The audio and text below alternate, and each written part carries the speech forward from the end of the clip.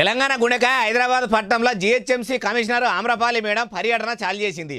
ఉదికు చెరువులు కుంటలు చెరబట్టినోళ్ళ పని పట్టే పని మీద మేం బిజీగుంటే పానకంలో పుడకలెక్క ఈ వాన ఒకటి మోపైంది.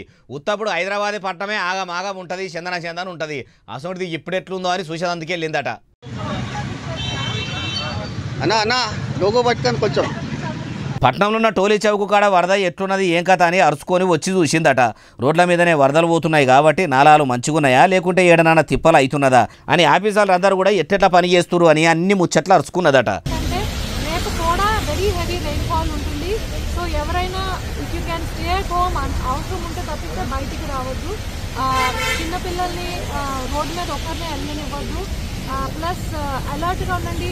నీళ్ళు ఉన్నాయి కదా అని చెప్పి 2 వీలర్స్ దే టేక్ కింద ఏముంటుంది. ఇన్నరా కమిషనర్ మేడం ఏమంటున్నదో, అవసరం ఉంటేనే ఇండ్లకి వెళ్ళి బయటకు రాండ్రి, అది కూడా ఇంట్లో పెద్దోళ్ళు రాండ్రి గారి బుడ్డపోరగాలను మాత్రం అస్సలు బయటకు పంపొద్దు. ఇప్పటికే పట్టణంలో వరదలు పోతున్నాయి కాబట్టి రోడ్ల మీద నీళ్లు ఉంటే అడుగులు వేసుకుంటా ఓన్రి తప్పితే ఈడేముంటుందని పోతే ఆగమవుతారని అనుకొచ్చింది.